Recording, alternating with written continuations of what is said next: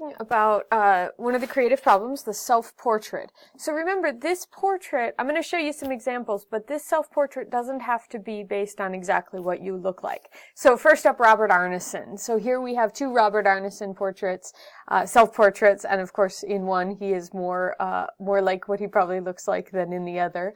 Robert Arneson was a very irreverent artist, and so he has lots of work that is basically representational, but with a lot of humor and a lot of adjustments and things to this. So here are two self-portraits. You can also find work of his that is portraits of other folks. George Rodriguez is based out of Seattle. And we've got a self-portrait here, and then we also have one that's clearly not a self-portrait. One of the things you see in his work oftentimes is these repetitive textures, complex surfaces, where the kind of hair flower decoration has taken over. This one, I think is in Seattle, maybe it's in Bellevue, but it's really complex. Like there's a lot going on, and it is larger than life size. I mean, you know, standing up next to it on the pedestal, it's taller than I am. Tip Toland also is in Seattle area. Her work is not self-portraits, but I couldn't resist including her, again, for the kind of humor and irreverence and whimsy that she includes in her pieces. So here are a couple of portraits of other people. But you notice you could do a full body portrait, you could do just the face, and you can have some fun with this. Show us something about your personality, more than necessarily what you look like. In a lot of her work, she chooses, the elderly as subjects, and so she gets a lot of wrinkles, a lot of expression in her faces. The faces she sculpts.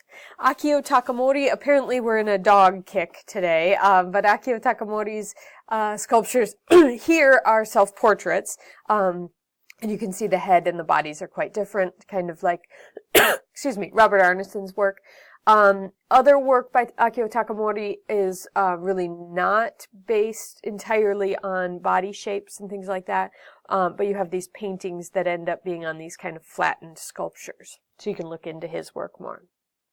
Kyungmin Park was based out of Helena. I'm not sure if that's where she still is. But a lot of times her work is autobiographical, so it may not be exactly a self-portrait, certainly not of what she looks like now, but she brings in a lot of memories of when she was a kid and kind of stories from her life and stuff. Notice the little ladybugs here. She often puts ladybugs on her work, and at first glance you would think, oh, she likes ladybugs, they're nice, they're wonderful, maybe she likes to garden. She actually includes them as something scary from her childhood, because she tells a story about this infestation of ladybugs, and how they were just everywhere and they were creepy rather than kind of cute. This piece by Rose Pecosan Rhodes is based in the Pueblo storyteller tradition. And so this one, again, not necessarily, or this one is in a tradition that is not based on self-portraiture, but one thing you might think of is, are there things about you that you want to tell us? So for example, this is a storyteller figure, which is about gathering, kids together, groups together, and telling the stories. But maybe there's a way, notice that the figure here is relatively simple, but the large figure, but then there's all these other figures on top, and the kind of energy of this piece comes from all these people doing all these different things, kind of climbing on the storyteller, as the story is being told. Fleur Shell, let me see if I can get this, lined up. There we go. So you can see her name. Fleur Shell, again, not strictly self-portraits for her work, but she does portraits of her daughter a lot of times. And so, your assignment is a self-portrait.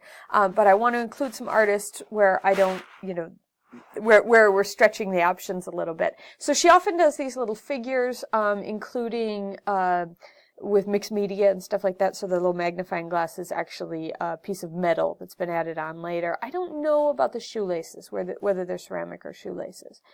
So these little figures are sort of a whimsical, fun, story version of what her daughter is like, and they're based on the adventures her daughter goes on, or the sorts of imagination land of that her daughter's in. The other one that I've included here is, so if you look at Fleur's work, there's a lot of variation in form, often with these figures. But in some cases, the figures are in little suitcases or boxes or containers. And here the figure is part of the work, but we also get the sense of this kind of going on a trip. Looks like she's got her kangaroo friend. Fleur Shell is from Australia, so that's what I'm guessing, kangaroo rather than bunny, but I'm not quite sure. And then the box itself, or the suitcase itself, is made out of clay as well. So I've included all figures up to this point because that's what I wanted to show you. But you don't have to include a figure. You could include something that tells more about your story. In this case, the little girl is traveling, maybe running away from home, or maybe just going on an adventure. And so the girl is part of it, but you could imagine telling the story with objects as well. Noe Volkov, this self-portrait, just trying to get you some ideas of portraits that aren't necessarily exactly what you look like. Obviously this one's still a face, but it's been sort of turned into a teapot. Looks like we have tea leaves probably inside of there, and then that gap that's really interesting. Kevin Snipes' work, I'm trying to break away from purely being figurative. You might consider whether you use the surface of your pieces, the object or objects you make, to tell the story or tell us about you. So Kevin Snipes' figures are often walking, riding bikes, doing other activities, and there'll be different figures on the different sides. He sometimes includes text as well, and you can see the story bubbles and stuff like that. And so you can imagine doing something where your story or your self-portrait happens on the outside. I also want to point out to you that these are very stylized figures. They're not realistic. It doesn't have to be realistic. I've included Hae-Jin Lee because I want you thinking about options. Like I said, I've given you a lot of images of people, but I want you thinking about options that are not strictly pictures of you. So maybe your name is a part of it. Here, Hae-Jin Lee's name seems to be cut out of the walls of these forms that she has. Len Eichler doesn't look anything like, it looks like a person, but it's made of these stacks of thrown or handcrafted mugs or vases or cups and things like that.